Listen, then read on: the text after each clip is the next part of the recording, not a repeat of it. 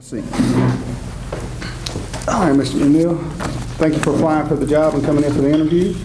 The first thing I would like to do is tell me a little bit about yourself and why I should hire you for this job. Okay, well, my name is Timothy McNeil. Of course, you know that by my interview, my resume. I've spent the past 22 years serving the United States military, various jobs from management to coordinating services, supplies, logistics for certain units. And I was looking for a change of pace, so I decided to go back to school and further my education and get involved in the healthcare industry. Well, tell me a little bit about how your education at Richmond Community College and your experience qualifies and prepares you for this job. Well, my education at Richmond Community College gives me the classroom work or the class portion of the job skills that are needed in this particular job, and my life experience with as a first sergeant in the United States Army, I was responsible for a lot of logistical things, managing roughly up to 150 to 175 people, so that gave me good balance on managing things. Tell me, what is your greatest strength? My greatest strength would probably be organization and managing. That would be my greatest strength. Well, on the flip side, what's your greatest weakness? My greatest weakness would be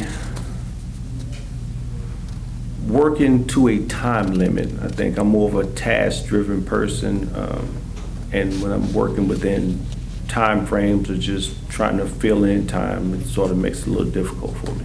Mission-driven. Yes. I got you. All right. I see on your resume that you put that you're familiar with ICD-10. Yes, Can you sir. tell me what that stands for? That is the system which is used to coding as far as billing procedures that's used in medical office in order to bill companies on the CMS 1500 in order for the company or the doctor's office or hospitals to get paid. And they recently updated that to 10, correct? Right. The ICD-9 is the old system, which, from what I understand, I think the United States is probably the only one that's still using ICD-9, and they're trying to transition to ICD-10, which is it's becoming a difficult task because there's a lot of people that are resistant to change. Okay. How are you with change? I'm great with change. I think that my military background allows me to be very flexible. I'm really, really flexible. My 22 years of military service just makes me very flexible. I notice on your resume also it says that you will be graduating in May of 2015. Is that correct? Yes, sir, that is correct. All right. Well, if I were to ask people that know you, or if I call your references, tell me some of the kind of things they're going to say about you. Very positive person, loyal, dedicated, mission focused and driven. Tell me a little bit about your work style and how you interact with employees, with coworkers, and with supervisors and managers.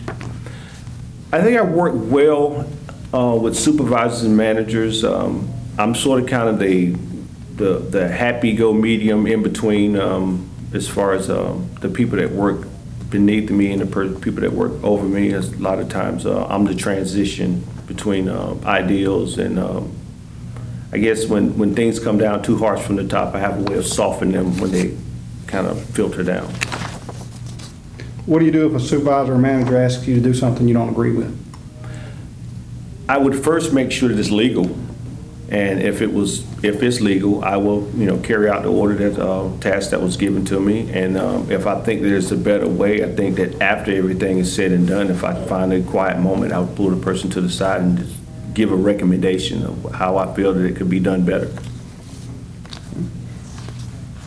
Tell me about your career goals, or if you were to receive this job, what is your plan? What's your long-term goals? My long-term goals right now is to own my own business. If I was to get this job, I would continue to work this job and continue my education.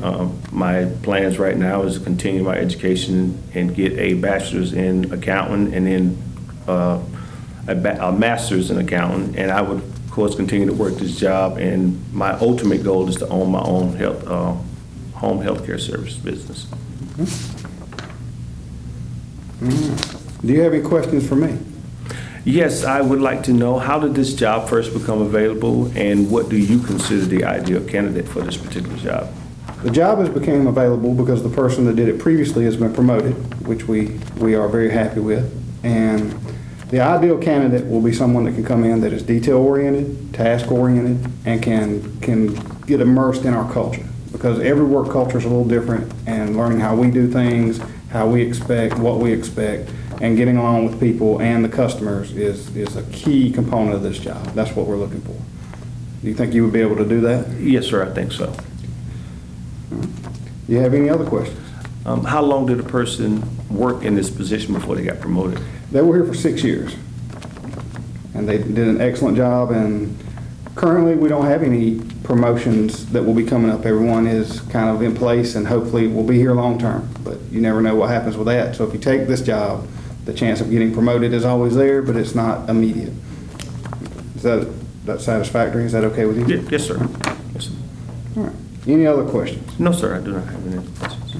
Well, I think that's it. I appreciate you coming in. Thank you for your time. Thank you, sir. Okay.